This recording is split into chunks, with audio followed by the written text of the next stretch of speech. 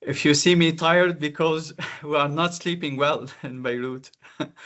um, Most of the nights there are attacks and bombings, and usually we can't sleep. So, but we are fine. We are fine. We are good. And we pray for the peace, uh, for Lebanon and for the Middle East. Well, our villages in the south are uh, are empty except small Christian villages, uh, who their people refuse to go out, refuse to leave their homes and lands. And this is our the wound in our hearts. Our hearts are broken because many of our people, Muslims, Christians, um, whoever has lost their house, maybe for good, and they say to us, maybe they will never be back. And this is so hard for us to hear it, because when I built my house, when I plant my garden, when I keep the legacy of my family, my father, of my grandfather, all our memories are there, our good memories especially. And when you say to me, you will never be back home, or your home is totally destructed and you'll never uh, be back to it.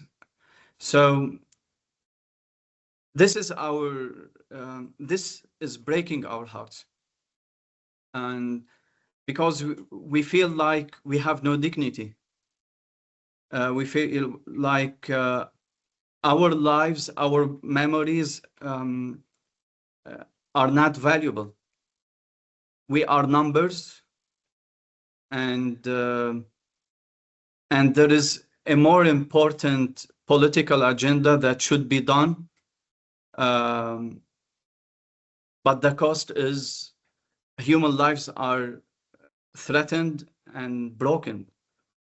Uh, when you see that we have more than 1 million refugees in Lebanon and our population is not more than 5 millions, so it's about a quarter of our whole population are displaced, and this is not a small number. And behind each one of these refugees, there's a story, a sacred story too. There are small children, there are elders, there are disabled, and many of them are still sleeping by the streets and in the squares, um, with no showers, no bathrooms, no kitchen, no electricity. You can imagine a life after 2, 3 weeks like that. Um, it's not human. It's not human. Um, so we raise the voice that we want peace. We want dialogue. We want diplomacy. We want to fix um, the problems of conflicts and war by sitting on one table, by choosing the way of reconciliation, of dialogue, of diplomacy. This is what we want. We don't want war. Um, War is um, uh, how can I say it? Is darkness, and peace is light. And as Pope Leo said, we want to say stop for the war and forever for peace. Um, Stop for the war because we are repeating the first page of the Bible, a brother killing his other brother. Palestinians and Jews are brothers. Christians and Muslims are brothers. Jews and Muslims are brothers. We are all brothers. And every one of us has an equal dignity and value.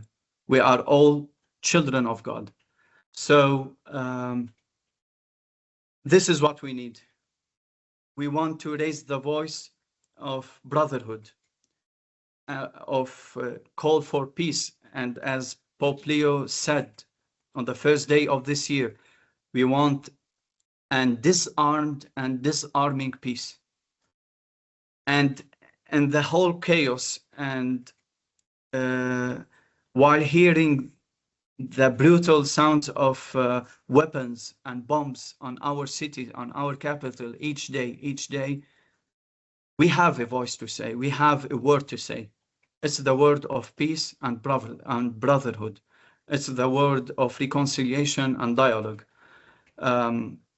It's the word of mercy and love and forgiveness. This is our faith, our Christian faith, and we believe in that. And we believe that light is stronger than darkness. Even if our entire world is now in war and in conflicts, but we still believe in the seed and the tree that Jesus Christ has planted 2000 years ago. This is the kingdom. We believe it's growing, and it's not decreasing, it is increasing, and we should take care of it. We should fight for it, but in good weapons, not in hurtful weapons. We should construct and build our peace in our own land and in our region. That would be the voice from Lebanon, because we are exhausted. We are tired of consequent wars, war after war, and displacement after displacement. From the beginning of the Lebanese financial crisis and the Beirut port blast, we have lost our homes there too. Last year, we have lost our homes too. And this year also. We are tired. And yeah, we are exhausted.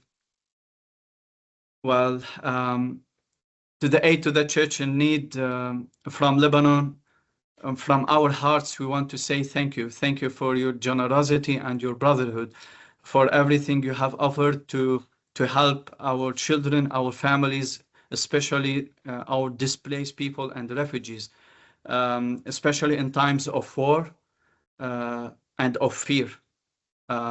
Thank you for everything you have done and you will do to the good of our people and nation. God bless you.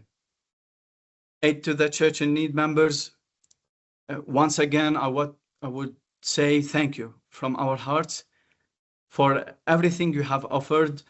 And if you can offer more, we still need more until we are in war, until we are helping our refugees and displaced people, especially children and elder and disabled.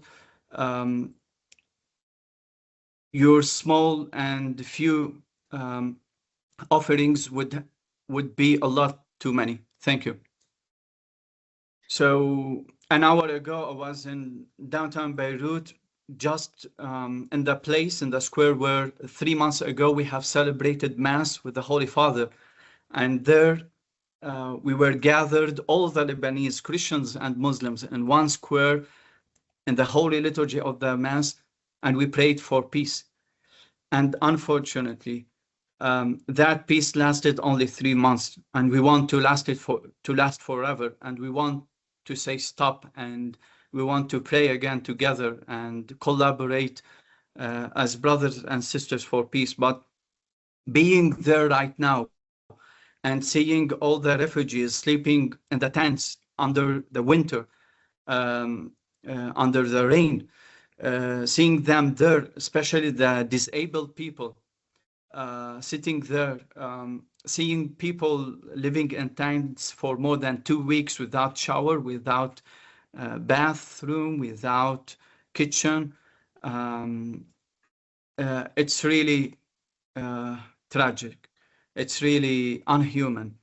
And we want that scene to be to end as soon as possible.